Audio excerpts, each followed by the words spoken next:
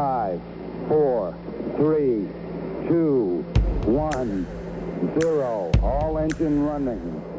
Liftoff. We have a liftoff. Hi, this is Julie, and I'm talking with Madison. I know Madison because she's a friend of my niece's, and I think she's a very interesting person, so I wanted to talk to her about her life. Madison, I forgot to ask you, do I have permission to record this? Yes. You've just recently graduated from college. Yep, I graduated in 2021. Did you have a virtual graduation?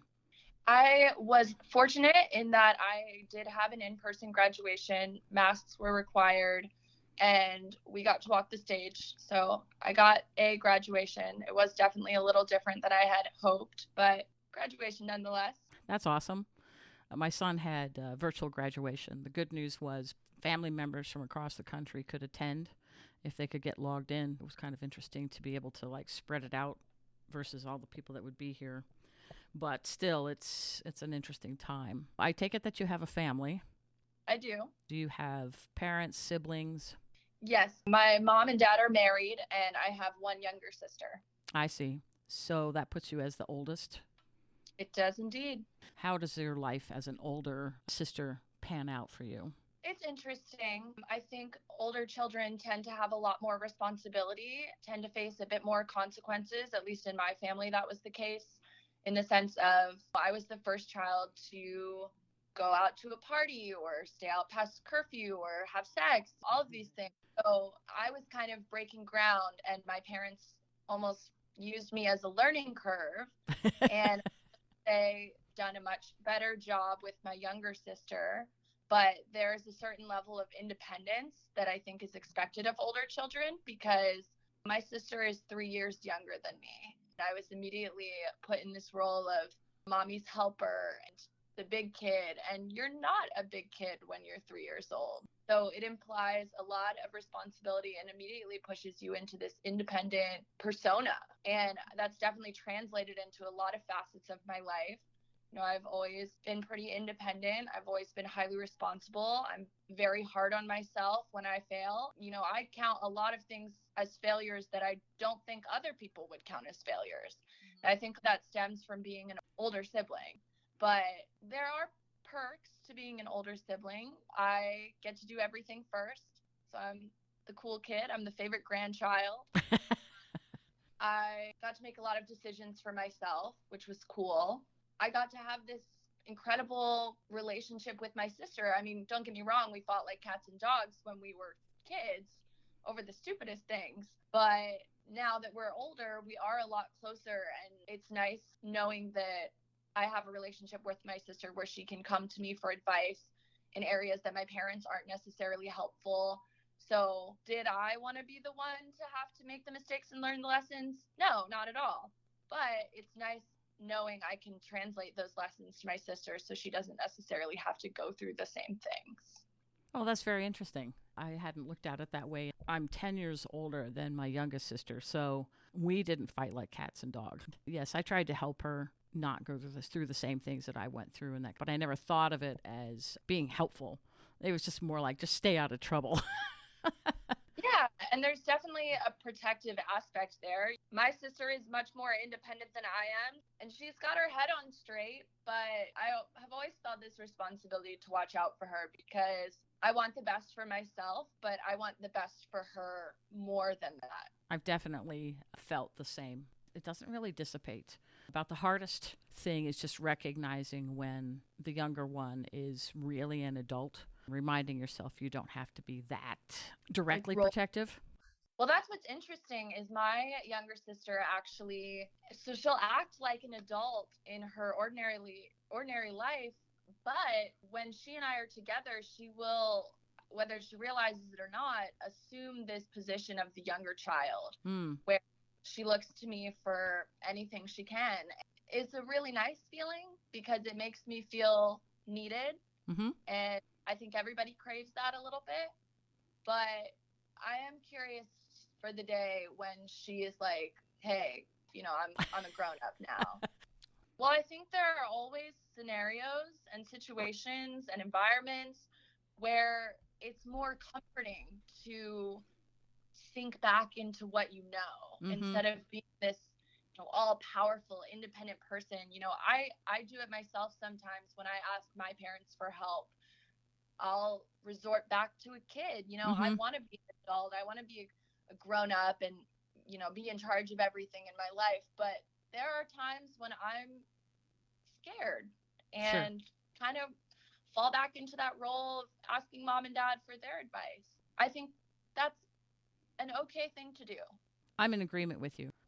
On a different note, one of the things I was asking is there's sometime in your life where somebody did something for you and you don't know them, and maybe you still don't know them, or maybe you do, but it's something that happened that came out of the clear blue, which turned out to be the biggest help. Maybe not to their knowledge, but the direction that they sent you in on purpose or by accident made a difference in something that you were trying to accomplish. Definitely. A lot of things come to mind, but the strongest one ties back to when I studied abroad. My junior year, I spent 3 months in Switzerland traveling around Europe on the weekends, and I spent an entire month in Rwanda trying to implement a grant proposal I had developed, teaching English as a second language and basic computer skills to elementary aged students. When we got to Rwanda, we learned that the students were in their summer break. So I watched each day as these students ran to school, desperate for any extra education they could get. I had been debating pursuing my master's degree for a couple years at that point. I've always been good at school and I love learning, so it seemed like a natural next step for me. But there was a while there where I didn't want to. I wanted to graduate and get a job and be done with the school thing. I wanted to apply what I had learned rather than keep learning. For 30 days, I watched these students be just ravenous for education, that it became clear to me that it would almost be stupid to not pursue my master's because they don't have access to the education I have access to. So why, if I have access, would I bypass it because I feel lazy? Like, I'm tired. Exactly. I've always been an ambitious person, so it was a little out of character for me to do something not ambitious. But when I left Rwanda, I knew that I was going to pursue my master's. There was nothing that was going to change my mind about it. So those kids didn't realize what they were doing for me. They definitely had no idea. I could have explained it to them and they wouldn't have even understood. It came completely out of the blue and altered my life completely. Without that program and that experience, I maybe wouldn't have ended up pursuing my master's. I probably wouldn't have ended up in the job I'm in now. I wouldn't have ended up in the city I'm in now. My life could have been entirely different had those kids not just wanted to learn so badly. I can't express gratitude for that experience enough. It kind of changed your perspective, and in the end, I'm hazarding a guess, it changed kind of who you are. Definitely did. I was exposed to a lot of new cultures and gained a renewed appreciation for all that I had access to. Because I was in a really underdeveloped village. And when I say underdeveloped, I mean occasionally running water, not really any electricity. And that was a totally different experience for me. I didn't have cell phone service the whole time I was there. So I was disconnected from my whole life back home for a month. To do that in your 20s is kind of a shock. I just watched all these people in this village. They were so happy and so willing to give you the shirt off their back, like anything you needed. I hate to sound like one of those people that says, I studied abroad and I'm a changed woman, but I am a changed woman. I appreciate the little things now. I appreciate the big things even more. I look at things and people and experiences differently. And I found it interesting when you said they would give you the shirt off of their backs, because when you think about the fact that they probably only have 2 shirts, that's quite a gift. Exactly. We've touched just a little bit labels. Like, what kind of labels have been applied to you, and which ones do you think actually mean what they say? Well, in my life, I have gone through a lot of experiences, and they've shaped me in many ways. So a lot of labels have been applied to me. I mean, you can look at the generic labels where I'm this funny, happy, caring person who's so welcoming to others. I think those definitely applied to me. And I talked to my coworker today and we were catching up. Somebody called me the center of attention the other day. Really, it threw me off because it wasn't said in the best light. I really sat and thought about that, and I was like, well, do I always try to make myself the center of attention?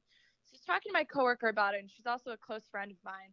And she goes, I wouldn't phrase it that you're the center of attention. I would phrase it that you have a magnetic personality. And I realized a lot of labels can mean different things depending on how you choose to view them. Yes, good point. Good and point.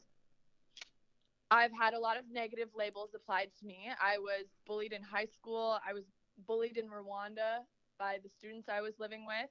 You know, I was the crazy ex-girlfriend or the mentally ill girl or the loser or the girl with scoliosis. You know, the list is endless. I don't know. Maybe those did apply to me at some point and to some people. Maybe to some of my ex-boyfriends, I am the crazy ex-girlfriend. Maybe I am a loser sometimes. But the older I've gotten, I realize labels really, really don't matter. The only ones that matter are the ones you choose to accept for yourself. And I don't think any of those are negative. More broadly speaking, there are other labels I can apply to myself. You know, I'm a woman. I think I'm technically Gen Z, which is a little embarrassing. I am bisexual. So there's that label that I've recently accepted. The older I've gotten, the less offense I've taken to labels because I don't even feel at this age that I fully know myself. So who is anyone to tell me who I am? You know, I should be the first person to know that. You know, things only affect you as much as you let them. I think you're right. Labels are not anything unless you own them. How have you felt when you've had one of those more overreaching umbrella labels? Woman comes to mind for me, but there's others, I'm sure. I think bisexuality also puts you in a box. And that's what labels are, really. They're just making you easier to digest. Some people need that, and I get that. I love a challenge. So if someone wants to box me in for being bisexual, go on ahead. It is a challenge to be a woman. We get paid less, we get treated poorly. Not that men don't, but historically, I just think women are undervalued for what they can contribute. I think there's two ways to look at that. You can sit and be upset at the reality of the situation, which I am. On the other hand, take that as empowering. Change someone's mind. Do something different. And that's kind of what I set out to do every day. I'm not threatened by anybody putting me in a box. Okay. I picked out a random question for you. It's a book called 3001 Questions All About Me.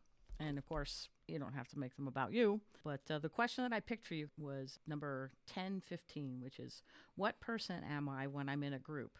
Am I the funny one, the inquisitive one, the observer, or something else? I am I'm trying to think of a good analogy. I'm like a smoothie. Okay. All of these individual ingredients that are blended together. There is no one person I set to fulfill, like one personality type I set to be. I think I'm a hilarious person. I really do. It's one of my favorite traits about myself. And anytime anyone verifies that I'm funny, it lights my fire. But I'm much more than that. And that's the cool thing about getting to know myself recently is, yeah, I'm funny, but I've also found out that I'm super welcoming to people I don't know. I'm extremely extroverted. Am I the center of attention? Probably. I brought the group together. My coworker friends, that group is now expanding to like 20 people because I went throughout the company and sought out 20 some odd year olds who didn't work with 20 some odd year olds and they felt lonely in their teams and separated in their teams. It brought us all together and we get drinks once a week. We have parties, we get each other birthday gifts. And I have been told I'm kind of the kingpin of that group. And I love that role. I love that I brought these people together. They're amazing. But I do sit back and observe. I do listen. I do talk a ton, as I'm sure you've noticed. I think there's value in being more than one person. Yes. And a lot of the time, I am who people need me to be. I'm a friend in that way. If you need me to be the advice giver, I will give advice to the best of my ability. I think above all else, I like to think of myself as a giver. Mm-hmm. I have learned so much through all that I've been through. It would be a waste to not share that with people. I am an open book, and you could ask me anything after just meeting me, and I will tell you. I'll tell you about my suicide attempt in high school. I'll tell you about my mental illness now. I'll tell you about my bisexuality. I'll tell you about sexually assaulted. And those are really uncomfortable topics to Mm-hmm. talk about. Trust me, like it takes it out of me to talk about them. But what I love about it is that it creates this environment of trust. If you're wanting to share something with me, Mm-hmm. but you're not necessarily comfortable, and then I ramble out about how I tried to kill myself when I was 15, you kind of trust me a little bit at that point. I Right. just gave you an extremely vulnerable part of my life. And I like creating that environment for people. I think it's so valuable. And there's so many things that people don't get a chance to talk about because they're scared and they don't feel comfortable. So if I can throw myself under the bus and give you a space to talk freely about something you don't really get to talk freely about, I'm more than happy to do that. I think that's a great approach too, because if they're talking to you about something, and if you show your vulnerable side, they're a lot more willing to be vulnerable for a minute. Whereas if you don't, then they're just going to keep it bottled up. Exactly. And it also sets this expectation of, hey, you don't really have to worry about being judged because you could judge me right back. Let's destroy some stigmas, move past the history of it, and just be real people. Right. I think that's part of what I'm attempting to accomplish a little bit too by doing this, is that there's so many more aspects about people. And if we were willing to talk about them, we might find out we have more in common and less not in common than we think. Exactly. Well, that's an interesting point because, I'm going through a very damaging heartbreak right now. The worst pain I have ever experienced in my life. And I go on TikTok and see umpteen thousand other women are going through a similar experience. It's not like that makes me feel better. I don't like seeing everyone going through this pain that I'm going through right now. But there's something to that makes it a little comfortable knowing, like, Less hey, alone. exactly. Yeah, I'm not the only one suffering through this. The way I've always looked at it is that there are a bajillion people on this planet, and I will never get the chance to meet all of them, but I will jump at any opportunity to get to know someone I don't know. Everyone has a story to tell, man. There is something to learn from everyone. I think I've made enough mistakes and had to learn from them. If somebody can give me some insight, I would be a fool to not jump at that opportunity. Thank you so much, Madison, for taking your time to talk with us. Well, Julie, it's been so lovely talking to you. Thanks you very much. I appreciate it. Of course, anytime.